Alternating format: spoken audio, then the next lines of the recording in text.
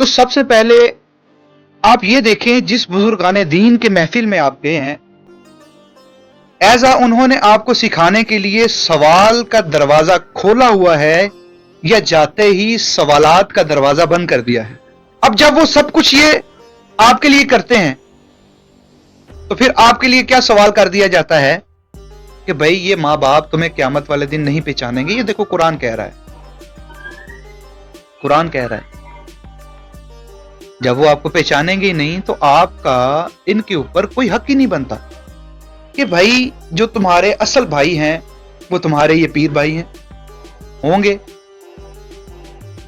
اس پیر بھائی کا آپ مزاج اپنے ساتھ کس طرح ملاؤ گے کہ جو ابھی ابھی 5 سیکنڈ پہلے، 10 سیکنڈ پہلے، 1 منٹ پہلے، 1 گھنٹہ پہلے جس کا آپ کے ساتھ وجود ملا دیا گیا، تو ہر وہ خان کہاں، ہر وہ بزرگان دین جس نے کیا کیا، بیت کا رستہ دکھا کر، بیت کا رستہ ہموار کر کے ان کو اپنے قدموں میں بٹھا لیا، اپنے قدم ان کے آگے دے دیے اور کہا اب خدمت کرو، آپ ہماری خدمت کرو پیسے سے، آپ ہماری خدمت کرو اپنی عقلی، ذہنی، جسمانی تمام کی تمام پاور سے ہماری خدمت کرو، ہم کو پیسہ لا کر دو، ہمارے راشن پورے کرو۔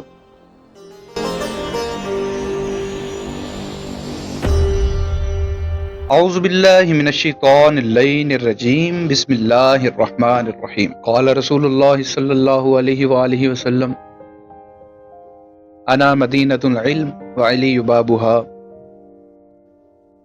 ان اللہ وملائکتہ یصلون علی النبی یا ایہا الذین آمنوا صلوا علیہ وسلموا تسلیما، اللہم صل علی سیدنا ومولانا محمد وعلی آل سیدنا ومولانا محمد واصحاب سیدنا ومولانا محمد وازواج سیدنا ومولانا محمد وبارک وصلوا وسلم علیہ۔ ناظرین کرام، ہمارا ٹاپک اور اس کے عنوان کو چوز کرنے سے پہلے میں آپ کو بتاتا چلوں، آپ دیکھ رہے ہیں میرا یوٹیوب چینل اور میں ہوں محمد زبیر امین۔ سامعین اکرام القدر اور جتنے بھی مجھے میرے یوٹیوب چینل کے توسل سے جو مجھے سنتے ہیں، جو مجھے دیکھتے ہیں، آج ان کے لیے ایک لمحہ فکریہ میں کہنے والا ہوں۔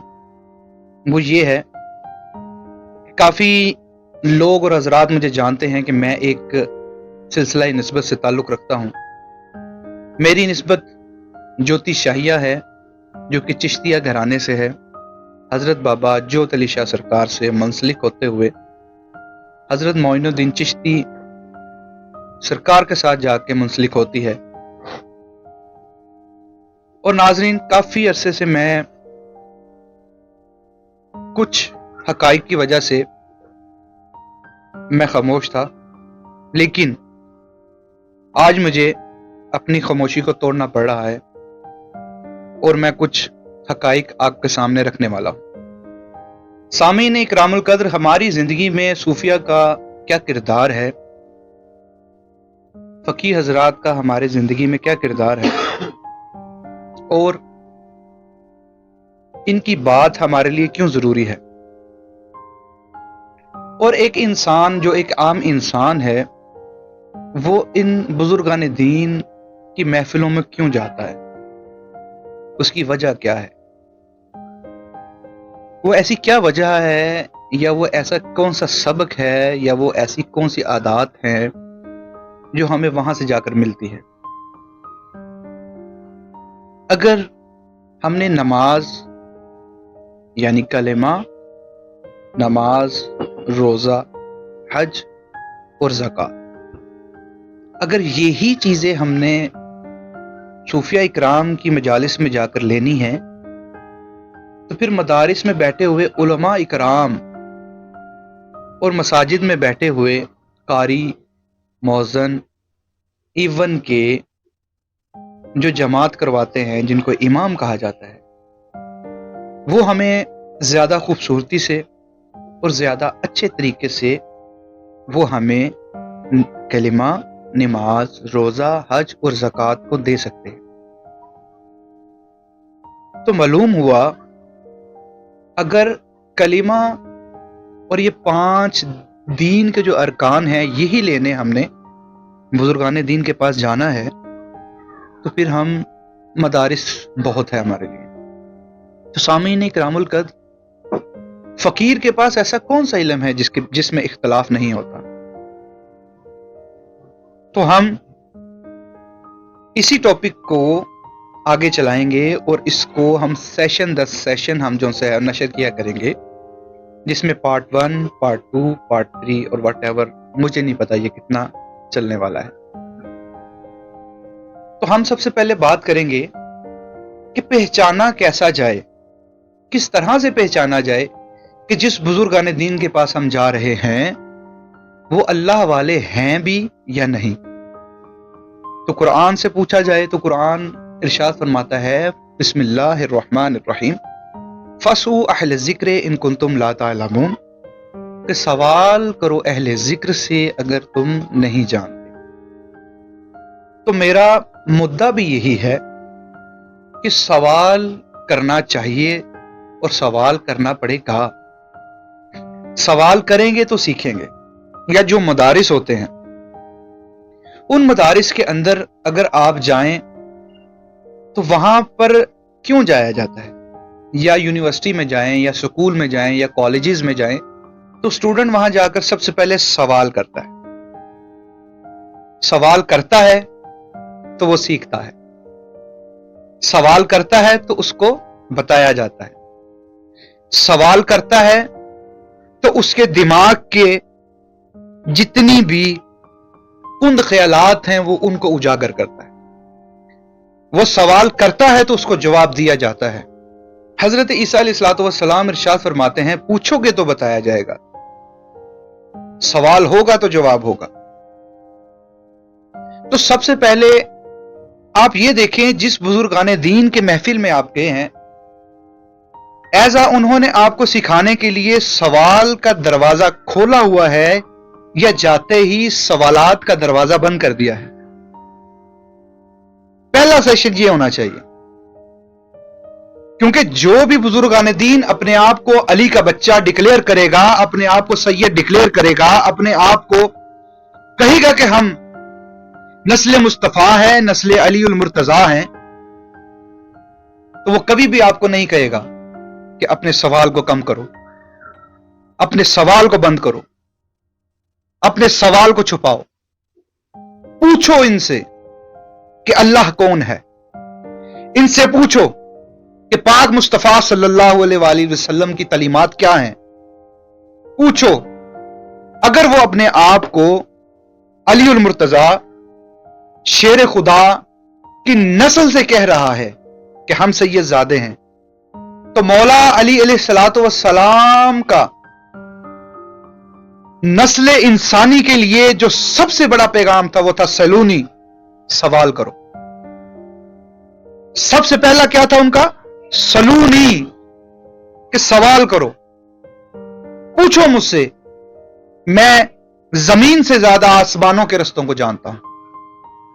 پوچھو مجھ سے, کیا پوچھنا چاہتے ہو کہ زمین کی 7 تہوں میں کیا ہے, آسمان میں کیا ہے. تو جو سب سے پہلے آپ کا سوال کا دروازہ بند کر دے تو آپ سمجھ لیں کہ رونگ نمبر لگ گیا ہے. آپ کو رونگ نمبر لگانے کی کوشش کر دی گئی ہے, اس سے بچیں آپ. دوسرا, جو بھی آپ کو کلیم کرے کہ ہم آپ کو تلاوت وجودی سکھاتے ہیں, تلاوت وجودی انسان کا وہ راز ہے, رموز میں سے وہ راز ہے جو بزرگان دین کے پاس تو ہے, علماء اکرام کے پاس بھی ہے. اب آپ یہ دیکھیں کہ سب سے پہلے آپ کو بتایا گیا ان سے سوال کریں کہ وہ اس سوال کا جواب دیتے ہیں یا نہیں دیتے. اس کے بعد जब वो आपको वो राज या वो रमूज वो आपको दे देता है, अब उसका काम है, क्योंकि उनका डिक्लेयर ये होता है कि भाई हमने आपको जो तमाम इल्म था उसकी कुंजियां आपको पकड़ा दी, आपको चलता फिरता कुरान बना दिया, आपको चलती फिरती किताब बना दी। अब आप हो और अल्लाह की जात है। जब वो आपके साथ ये क्लेम करें और फिर वो बता देने के बाद या वो राज आप तक देने के बाद वो ख्वाह आपको अपनी मजलिस में बिठाए रखते हैं या आपको जमाने में छोड़ देते हैं, फिर आप उनसे ये पूछें कि पीर साहब, मुर्शिद साहब, कि आप तो ये कहते हैं कि यहां पर अब इसके अलावा है ही कुछ नहीं। जब है ही कुछ नहीं तो जमाने में छोड़ो। कोई भटका हुआ आएगा, कहीं अटकोगे, आ जाना, उसको पूछ लेना।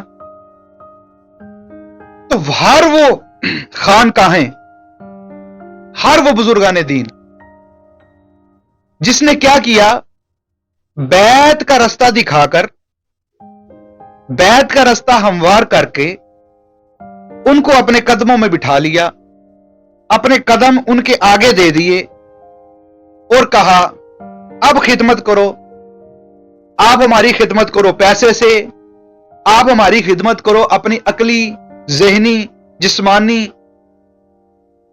तमाम की तमाम पावर से हमारी खिदमत करो, हमको पैसा ला कर दो, हमारे राशन पूरे करो, हमारे अहलो अयाल के तमाम चीजों को उठाओ। भैया अब हम तुम्हारे रूहानी बाप हैं, रूहानी मां हैं, तुम्हारा रिश्ता हमारे साथ है, होगा। उस मां का क्या होगा जिसने 9 माह आपको अपने पेट में यानी मादरे शिकम के अंदर रखा, वो दर्द, वो तकलीफों को बर्दाश्त किया, वो आपको उसके बाद तमाम सहूलतें दे दी।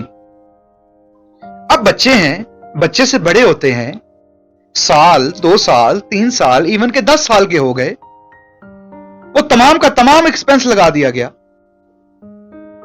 कपड़ों की उन्होंने कमी नहीं दी, जूते की उन्होंने कमी नहीं दी, आपकी तालीम के लिए इंस्टीट्यूट को बहाल कर दिया गया, आपको हर अच्छे मदारिस में, हर अच्छे स्कूल में अच्छे से अच्छा कपड़ा, अच्छे से अच्छी आराम और आराइश, एसी की सहूलत उन्होंने दी, खाने की सहूलत उन्होंने दी, कपड़े की सहूलत उन्होंने दी।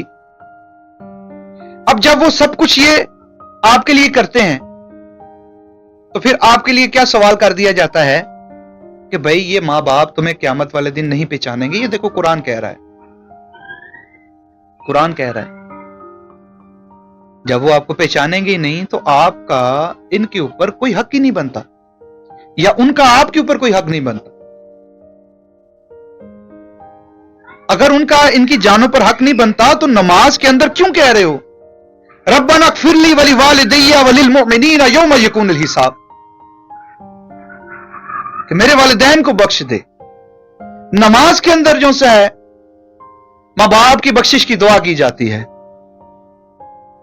वो मां बाप भी जब अपनी नमाज के लिए खड़े होते हैं वो भी यही पढ़ते हैं, रब्बना अग़फ़िरली वली वालिदैया वलिल मुमिनीना यौम यकूनुल हिसाब। वो अपने मां बाप को बख्शा रहे होते। तो अल्लाह ने तो नमाज का हिस्सा बना दिया, अपने वालिदैन के लिए बख्शिश करो। क्यों कह दिया जाता है कि मां बाप को, जो कि तुम्हारे कब्र तक तुम्हारे साथ नहीं जाएगा, उनसे आप बेजारी इख्तियार करो? क्यों बेजारी इख्तियार की जाए? लिहाजा ये रॉन्ग नंबर है।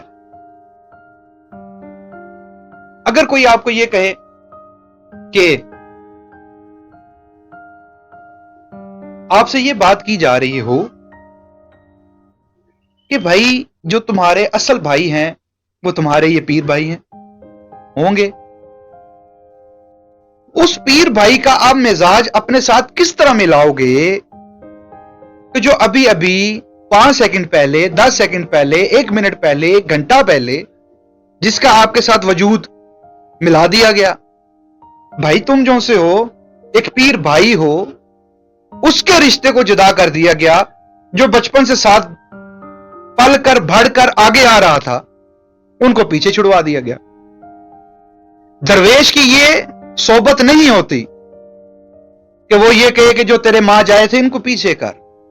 वो कहता है उनको भी साथ लेकर चल, उनको भी साथ लेकर चल। अगर तुम्हारे तक ईमान की दौलत पहुंच रही है, दीन पहुंच रहा है, सही मायने से मोहम्मद और आले मोहम्मद की तालीम पहुंच रही है, तो उनको महरूम ना रख, उन तक भी पहुंचा। लिहाजा आपको सिखाया जाएगा कि अपने वालिदैन, अपने बहन भाई, अपने अहलो अयाल यानी हकूक उल्लाह हो जाएं, अल्लाह के हकूक हो जाएं, हकूकुल लिबाद बंदे के हकूक हो जाएं, हकूकुल वरसा अपने वारसों के हकूक हो जाएं। अल्लाह ने पहले दिए, इसको पूरा करो। आपको मैसेज दे दिया जाता है इनसे परे हो जाओ। कैसे परे हो जाओ?